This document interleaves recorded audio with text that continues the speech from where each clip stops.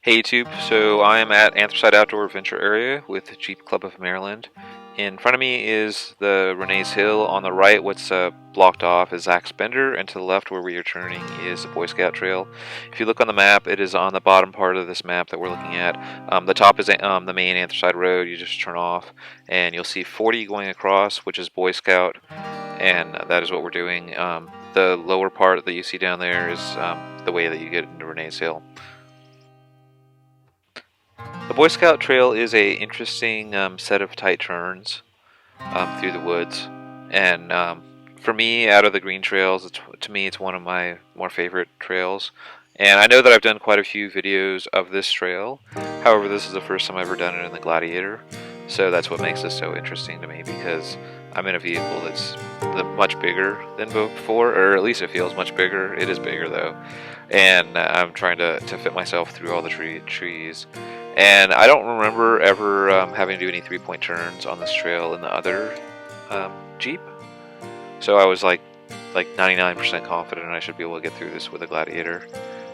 But yeah, that's kind of the part of the challenge right now, which is trying to figure out where can I go with the Gladiator and where am I going to run into problems. There are some rock obstacles on this trail, but there's not that many of them.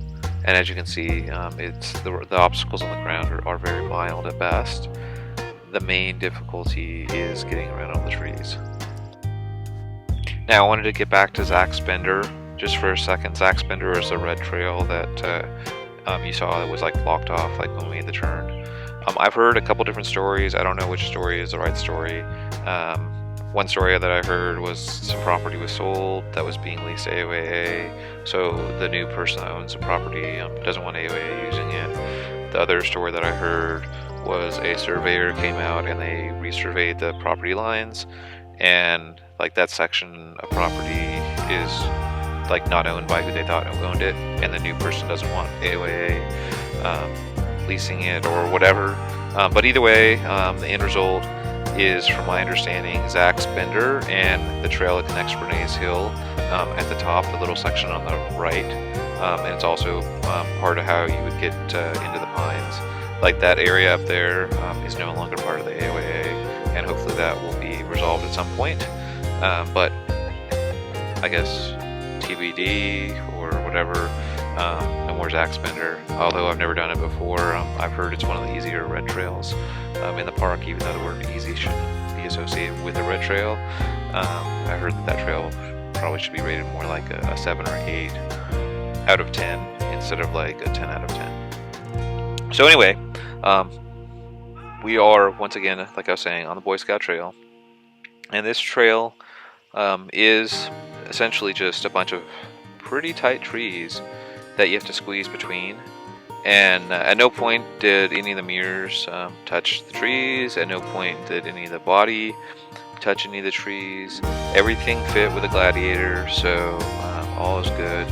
And I knew that essentially, since I was the biggest vehicle in the entire group, that if I could make it through the Boy Scout Trail, then everybody else should be able to easily make it through the Boy Scout Trail.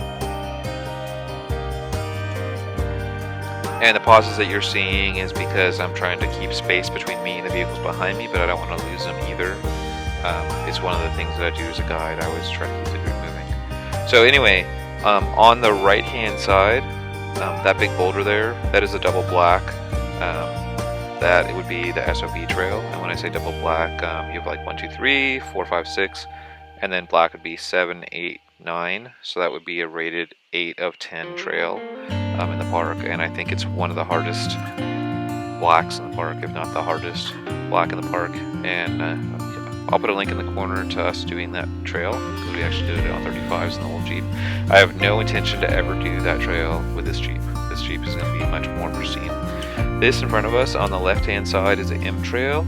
On the right hand side is an M extension trail. This is a single black trail, and this trail here, once again, with 7, 8, 9. This would be a 7.